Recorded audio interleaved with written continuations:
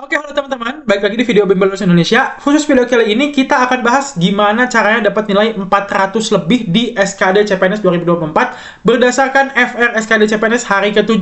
Ini murid Mas Ardi sendiri yang tes, jadi bukan kaleng-kaleng informasinya. Murid Mas Ardi ini dapat dia nilainya 415, ya. TWK-nya 100, TKP-nya 130, dan TKP-nya adalah TIO-nya adalah 130 dan TKP-nya 185. Target kita 440, cuma 415 well done, bisa, sangat bisa, bahkan pasti insya Allah dipastikan 99% bisa lanjut ke SKB. Nah, kata murid Mas Ardi ini dibilang kalau misalkan ternyata yang banyak keluar di TIO itu adalah perbandingan yang simple, pecahan yang simple, dan juga ada beberapa soal yang susah di soal cerita dan figural yang banyak. Jadi, teman-teman harus perhatikan gimana cara teman-teman bisa menjawab soal figural dengan baik dan tepat setiap soalnya. Tapi TKP-nya ini yang jadi notes dari murid Mas Ardi ini. Karena menurut beliau, TKP-nya ini mirip-mirip jawabannya, ya. Dan juga apa? Dan juga kita harus bisa menganalisis secara cepat dan tepat sehingga bisa mendapatkan 5 poin setiap soal TKP. Oke? Dan fun fact-nya adalah di kanan, depan, belakang, kiri dia, karena sudah selesai kan bisa lihat tuh ya nilai-nilai masing-masing dari peserta yang dekat ya, nggak mungkin kita keliling masing-masing. Yang dekat-dekat dia itu nilainya di kepala 2, artinya dapat 100 kah, atau 200 kah, atau 300 paling besar. Kalau kepala 2 ya berarti 200-an. Teman-teman nggak boleh sampai dapat nilai cuma kepala 3, apalagi kepala 2, apalagi kepala 1. Harus kepala 4 supaya memastikan teman-teman dapat kursi untuk tes SKB nanti. Caranya gimana? Teman-teman bisa subscribe channel ini, dan bagi teman-teman yang merasa butuh bimbingan intensif, Mas Ardi buka kelas intensif 1 minggu, dimulai dari tanggal 26 Oktober sampai tanggal 3 November. Mas Ardi khusus buka hanya untuk 20 orang, dan ada diskon 50% untuk teman-teman yang daftar hari ini. Silahkan teman-teman klik link yang ada di bio ini, dan kelasnya nggak akan mahal-mahal kok. Teman-teman silahkan cek aja harganya, itu sangat-sangat worth it. Teman-teman mungkin cuma beli kopi aja setiap les sama Mas Ardi, ibaratnya kayak gitu. Oke? Kita akan langsung bahas soal untuk di video kali ini, supaya teman-teman juga yang mungkin nggak punya uang, ataupun yang ada kendala lainnya, tidak bisa ikhlas dengan Mas Ardi, bisa juga belajar bareng-bareng. Karena video ini biar semua teman-teman bisa belajar. Oke? Kita lihat di soal pertama untuk hari ini. Let's go! Kita lihat soal yang pertama. Di sini katanya ada seorang bersepeda motor dengan kecepatan tetap. Kalau kecepatan tetap, kalau ada kayak gini, ini kan 20 km, katanya 30 menit, gitu ya. Terus 140 km, berapa menit? Ini langsung bisa pakai perbandingan. Ya, biasanya perbandingan senilai. Lihat, 20 ke 140 kan 7 kali lipat. Otomatis yang sebelah kanannya pun akan 7 kali lipat. Tinggal 30 kali 7 berapa? 210 menit. 210 menit kita convert ke jam, karena yang ditanyakan adalah jam. 210 menit ke jam adalah 3,5 jam. Jawabannya yang D. Itu kalau misalkan teman-teman yang udah pro. Nah, sekarang Mas Ardi pengen ngajarin teman-teman yang belum bisa. Jangan kalian goreng-goreng lagi yang udah pro. Ini kan caranya cepat, ini tinggi gini. Iya, tapi kan Mas Ardi pengen ngajarin juga yang nggak bisa. Kita lihat. Kalau teman-teman yang nggak bisa, yang belum paham kayak gini caranya, teman-teman bisa kayak gini ya. 20 km ini kan tadi bener ya, sama dengan 30 menit. Ini dari soal, teman-teman. Ya. Nah, karena jawabannya jam, ini sebelum kita apa-apain, ya kita suruh apa-apain, 30 menitnya ini kita convert dulu ke jam. Jadi 30 menit ini berapa jam sih? Kayak gitu ya, teman-teman ya. Kita udah tahu samanya, 30 menit itu adalah setengah jam. Dari mana? 30 bagi 60, karena 1 jam 60 menit. Jadi setiap menit bagi 60 aja kalau mau ke jam. Adalah setengah jam. Oke? Jadi nanti teman-teman punya persamaan baru. 20 km, ini sama dengan setengah jam. Ya, berarti 140 km berapa jam gitu loh. Paham teman-teman ya? Teman-teman, ini adalah perbandingan senilai. Karena gini, logikanya kalau misalkan kilometernya bertambah, waktunya pun yang diperlukan akan semakin lama atau semakin bertambah. Kalau misalkan dua-duanya plus atau tanda kiri kanan itu sama, teman-teman silahkan kali silang. Yang jomblo ini nanti teman-teman simpen di bawah. Ya, jadi 140 teman-teman taruh di atas. 140 dikalikan setengah, yang jomblo ini taruh di bawah. Angkanya ya, bukan kalian yang jomblo. Jadinya gimana? 140 bagi 2 berapa? 70. Ya, 70 bagi 20. 70 bagi 20 berapa? Jadi 7 per 2. 7 per 2, 7 bagi 2 adalah 3,5. Jawabannya apa? Jam, karena tadi udah kita convert ke jam. Jadi jawabannya tetap sama ya, yang D. Pakai cara yang pertama atau pakai cara yang kedua, sama-sama aja. Cara yang pertama buat kalian yang udah pro, cara yang kedua buat kalian yang belum paham dan OTW jadi pro kayak teman-teman yang lainnya. Gak usah insecure, teman-teman masih punya waktu untuk belajar kayak gini. Oke, kita lihat di soal nomor 2. Gaskeun. Karena tadi dari murid Mas Ardi bilang ada banyak figural, maka kita juga wajib bahas soal figural. Teman-teman di sini, kalau figural ini kita harus secara mendetail ya. Lihat, ini perpindahannya selalu 45 derajat ya. Atau enggak, ini kan kayak jam 3 gitu ya. Ini jam 3, ini sekitar jam 5, ini sekitar jam 6, ini sekitar jam 7. Ya. Intinya dia selalu berpindah 45 derajat. Berarti otomatis nanti si garis 2-nya ini ada di sini ya. Mendatar tapi ke sebelah kiri. Mana jawaban yang mendatar sebelah kiri? Udah pasti jawabannya adalah yang D. Ini mudah banget ya teman-teman. Semoga FR yang nanti keluar di hari teman-teman bisa kayak gini. Jadi nggak melulu harus 9 kotak ya. Bisa aja seperti ini. Nggak ada menutup kemungkinan akan terjadi soal seperti ini. Oke, kita lihat di soal nomor 3. Oke, kita lihat soal nomor 3. Jika A sembarang bilangan real. A sembarang bilangan itu apa sih maksudnya, Mas? A sembarang bilangan itu, ini keluar ya teman-teman, perbandingan X ini keluar. Jadi teman-teman harus benar-benar perhatiin. A sembarang itu artinya teman-teman mau ganti A-nya di 1, 2, 3, you name it, atau kalian sebut bebas, mau sampai 100 bebas. Tapi kalau udah A sembarang gini, teman-teman pakai yang satu aja supaya gampang dikaliin atau gampang dihitung ya. Jadi X sama dengan 5A kuadrat kan, ini 5A kuadrat plus 20. Maksudnya gimana Mas? A-nya ini kita ganti sama 1, 2, atau 3. Tapi kalau misalkan di X ini jadi 1, ya di sini juga jadi 1 A-nya. Jadi harus sama-sama ya. 5 kali 1 kuadrat ditambah 20 gitu ya. Si A-nya ini kita ganti 1, 2, atau 3 bebas karena sembarang. Ya. 5 kali 1 kuadrat berapa sih? 1 ya. 5 kali 1 berapa? 5 ditambah 20, 25. Jadi X-nya 25. Kalau Y-nya berapa? Kalau A-nya itu adalah 1, berarti Y-nya adalah A kuadrat, berarti 1 kuadrat tambah 50. Ya. Jadinya 1 ditambah 50. 1 tambah 50 berapa? 51. Ya udah, pasti adalah X kurang dari Y. Atau Y lebih dari X. Tinggal kita lihat mana yang benar. Jawabannya adalah yang B. X kurang dari Y. Mas, gimana kalau misalkan A-nya 2? Sama. Teman-teman mau cobain A-nya 2, A-nya 3, A-nya 1000. Pasti dapatnya adalah X kurang dari Y. Cobain aja teman-teman kalau nggak percaya. Oke? Kita lihat di soal nomor 4. Oke, kita lihat soal nomor 4. Sebelumnya, jangan lupa di-subscribe supaya Mas Ardi bisa lebih semangat lagi bikin video-video yang lainnya. Oke, kita lihat soal nomor 4, tapi sebelum kita lanjut ke nomor 4, jangan lupa di-subscribe supaya Mas Ardi dapat 1000 subscriber nih di bulan ini. Kira-kira bisa nggak ya? Tolong bantuin Mas Ardi dong. Dan supaya Mas Ardi juga semangat untuk bikin video yang lainnya supaya kalian walaupun nggak bisa bayar les sama Mas Ardi, teman-teman bisa belajar sama Mas Ardi secara virtual. Oke, kita lihat di soal nomor 4. Bila melewati pasar atau lorong, harus berselimut atau berjaket. Jadi kalau atau ya teman-teman ya, kalau atau ini artinya bisa dipilih salah satu, berselimut doang atau berjaket doang. Malah nggak boleh dua-duanya. Kalau atau itu nggak boleh dipilih dua-duanya, harus salah satu, berselimut-selimut doang, berjaket doang. Anies, ya kayak kenal ya, Anies ya, familiar gitu namanya ya, salah satu capres kita di tahun 2024 ini namanya Anies ya. Anies melewati lorong. Berarti kalau misalkan gini, antara Anies ini harus pakai jaket, ya, atau Anies ini harus pakai selimut. Ya, ini kocak juga ya, melewati lorong pakai selimut ya. Bawa-bawa selimut gitu kan. Jawaban yang mana yang benar? Ya, Anies memakai jaket.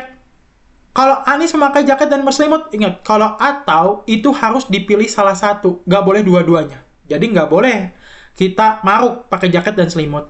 Anies memakai baju bukan jaket ya kan, lewatin lorong. Kalau lewatin lorong syaratnya harus pakai jaket atau harus pakai selimut ya. Jadi jawaban yang D, jawaban yang E juga udah pasti salah karena udah kita nemu jawaban yang paling tepat adalah yang A. Harus teman-teman yakin, kalau misalkan teman-teman udah yakin, teman-teman bisa mempersingkat waktu pengerjaan yang kayak gini. Jadi teman-teman nggak usah risaukan jawaban-jawaban yang lain kalau misalkan teman-teman udah dapet jawaban yang logik dan sesuai dengan syarat yang diberlakukan di soal silogisme kayak gini. Oke? Harus yakin intinya, dan harus subscribe supaya kalian nggak ketinggalan video Mas Ardi. Oke, kita lanjut ke soal nomor 5. Soal deret pun juga adalah soal primadona yang pasti keluar di FR setiap harinya. Udah pasti deret tuh ada 2-3 soal. Kita lihat ya. Kalau misalkan angkanya udah lebih dari 6, kita bisa jajaki. Anjay, jajak. Oke, soal primadona yang pasti keluar di setiap SKD adalah deret angka. Harus kita perhatikan ya, kita lihat. Kalau misalkan udah lebih dari 6 angka, maksudnya 6 angka itu gimana Mas Ardi? Ini kan ada 1, 2, 3, 4, 5, 6, 7 ya, 7 angka. Ini kita bisa ambil pendekatan untuk lewat 1. Kita lewat 1 terlebih dahulu, ada kemungkinan ya. Lihat, 14 ke 28 ini dikali 2. 28 ke 56 ini dikali 2 juga. Ya, 56 ke 112 ya dikali 2 juga. Ya berarti betul ya, ke sini dikali 2 juga. Berapa yang dikalikan 2? Hasilnya 14. Jawabannya 7. Jadi jawabannya antara yang A dan yang B. Berarti kita harus lihat dulu. Ini pun dikali 2, yang bawah. Ini pun dikali 2. Berarti nanti ke sini ini dikali 2. Berapa yang dikalikan 2? Hasilnya 22. 11. Ya udah jawabannya adalah 7 dan 11. Jawabannya yang B. Jadi kalau misalkan udah lebih dari 6 angka, kita bisa jajaki untuk dilewat 1 polanya. Kalau misalkan kurang dari 6 angka, pasti polanya itu adalah seperti ini langsung gitu ya. Jadi langsung lah 56 ke 88 kita cari polanya, 88 ke 112 kita cari polanya. Kalau misalkan jumlah angkanya kurang dari 6, ya kalau misalkan lebih dari 6 kita bisa coba ambil pendekatan dilewat 1 ataupun dilewat 2. Oke, kita lanjut ke soal nomor 6. Oke, kita akan bahas soal TKP karena soal TKP ini menurut infonya dari murid Mas Ardi, TKP itu cukup sulit, makanya kita harus jadikan pembelajaran. Kita harus belajar biar lebih gokil lagi nilainya dari murid Mas Ardi. Murid Mas Ardi udah bagus sih kan nilainya 415. Kalau bisa teman-teman yang nonton video ini dapat 450. Amin. Kita lihat. Dampak positif dari sosial media yang paling saya dapatkan dan paling saya senangi selama saya menggunakannya adalah, jadi di sini ditanyakan adalah apa sih dampak sosial media itu yang positif bagi kita dan apa yang paling kita senangi. Kita lihat. Dapat membangun komunikasi dengan teman-teman yang lama yang sudah terpisah jauh. Ini oke. Maksudnya oke itu berpotensi dapat 5 poinnya. Selalu mendapatkan informasi terbaru yang terjadi di Indonesia maupun belahan dunia lain. Oke. Dapat menggunakannya untuk mendapatkan ilmu baru dan mengembangkan kemampuan diri saya. Ini jawabannya 5. Udah pasti ini jawabannya 5. Kenapa? Di sini menggambarkan kalau misalkan teman-teman memanfaatkan sosial media dengan baik untuk memperoleh ilmu baru dan mengembangkan kemampuan diri. Ini mind blowing. Dan pasti ini yang menggambarkan teman-teman itu sangat-sangat perfect. Karena TKP ini harus menggambarkan kalau diri teman-teman itu sempurna. Oke? Ini yang 5. Jadi jawaban yang C ini yang 5. Yang D, dapat menggunakannya sebagai sarana untuk mendapatkan penghasilan. Ini oke. Dapat menggunakan untuk mengisi waktu luang. Nah, kalau cuma mengisi waktu luang, terus cuman apa? Cuman mencari informasi yang senang-senang aja. Ini 1 jawabannya teman-teman. Kenapa jawabannya 1? Karena kita cuma pengen senang-senang aja. Di TKP itu nggak boleh. Kita harus menggambarkan diri kita sebagai orang yang pekerja keras dan sempurna. Terus mas yang 4, 3, 2, 1, 4, 3, 2 ya. Kalau 1 udah ya. Yang E 1 itu. Yang paling the best yang C. Nah, kalau menurut mas, yang 4 itu adalah yang B. Menurut mas. Kenapa? Karena kita di sini berarti orangnya concern terhadap informasi. Kalau misalkan orangnya concern atau memperhatikan informasi, sebiasanya orang-orang yang senang mendapatkan informasi dari belahan dunia manapun, dia orangnya mau maju dan mau up to date terhadap perkembangan ilmu pengetahuan. Oke? Terus yang selanjutnya yang mana mas? Yang selanjutnya adalah yang D. Menurut mas, yang 3 ini berarti orangnya bisa memperlihatkan atau mengambil peluang yang terjadi di sosial media. Tapi nggak sebagus yang C dan yang B. Oke? Terus yang kedua yang mana? Yang A. Kalau yang kedua basic teman-teman. Yang kedua itu basic-basic aja karena ya sosial media itu memang mempunyai fungsi ya itu cuma membangun komunikasi. Cuman lebih lanjutnya kita bisa harusnya adalah membangun ilmu, mendapatkan penghasilan, ataupun mendapatkan informasi tambahan. Kayak gitu ya. Ini adalah soal TKP yang kelihatannya semuanya positif, tapi ada beberapa poin-poin yang kita harus cermati. Kita lanjut ke soal nomor 6, masih TKP. Nomor 7 ya teman-teman, jangan lupa di-subscribe. Oke, kita lihat soal nomor 7. Anda sedang berbelanja di pusat sebuah pembelanjaan, dan Anda melihat seseorang yang membawa bungkusan misterius di dalam sebuah jaket. Selain itu, gerak-gerik orang tersebut juga mencurigakan. Menghadapi situasi tersebut, Anda akan lihat berusaha melumpuhkan. Ini nggak banget nih. Ini nggak akan mungkin kita pertimbangkan sebagai jawaban yang ter-the-best. Kita poinnya targetnya 5 atau 4 ya teman-teman ya. Berteriak ini juga nggak banget. Ini A sama B ini artinya kalian orangnya gelagapan atau orangnya latah ya. Nggak boleh kita sebagai orang yang latah ya. Menghubungi polisi dan menyampaikan situasi tersebut. Ini mungkin bisa karena kita menghubungi pihak berwajib, cuman ini kemungkinan poinnya 3 ya. Kita lihat dulu aja. Mengikuti orang tersebut dan akan melaporkan saat sudah terlihat pasti bungkusan yang ia sembunyikan. Menurut Mas ini yang paling benar. Jawaban yang D ini adalah jawaban the best untuk soal ini. Karena kita berusaha mengamati keadaan dulu, dan kalau misalkan ternyata memang benar-benar bungkusannya itu isinya bukan makanan, ternyata kalau makanan gimana kan? Atau misalkan isinya adalah apa? Dalaman mereka kan kita malu juga ya, kasihan ya orang cuman bawa dalaman, terus kita tiba-tiba gerbek kan kasihan. Baru kita laporin ke pihak berwajib kalau misalkan itu adalah bungkusan yang berbahaya. Yang E juga oke, setidaknya kita menghubungi dulu petugas keamanan yang ada di pusat pembelanjaan tersebut. Supaya apa? Supaya keadaannya kondusif dan pusat perbelanjaan tersebut bisa mengambil tindakan sesuai dengan SOP yang ada. Baru yang ketiga itu adalah yang C, ya. Dan yang kedua itu adalah yang A, yang B ini adalah yang pertama, karena enggak banget ya berteriak. Apaan coba? Enggak ada esensinya kita berteriak kalau misalkan dalam situasi seperti ini. Oke? Kita lihat di soal nomor 8. Kita lihat di soal nomor 8. Untuk alasan keamanan, pemimpin perusahaan memutuskan untuk memasang CCTV di setiap ruangan kantor, di setiap sudut katanya ya. Namun saya merasa alasan utama itu adalah untuk memantau kinerja karyawan. Berdasarkan pemikiran tersebut adalah melakukan protes. Ini enggak banget. Kita nggak boleh melakukan protes karena ini tujuannya untuk memantau kinerja ya, bukan untuk memantau yang lain-lain, kecuali bikin CCTV di kamar mandi. Nah, itu nggak boleh ya. Tapi kalau misalkan memantau kinerja, ya di ruangan kantor, it's okay sebenarnya. Kita harus jadi orang yang gentle. Kita harus jadi orang yang bisa menunjukkan integritas kita dalam bekerja. Menjauhi zona CCTV saat membutuhkan waktu istirahat bekerja. Ini enggak juga, karena berarti kita orangnya nggak gentle. Balik lagi, kita harus jadi orang yang gentle kalau di TKP itu. Tetap bekerja seperti biasa dan tidak terpengaruh dengan adanya pemasangan TV. Betul, ini jawabannya 5. Ini kita biasa-biasa aja, karena memang performa kita setiap hari kan luar biasa.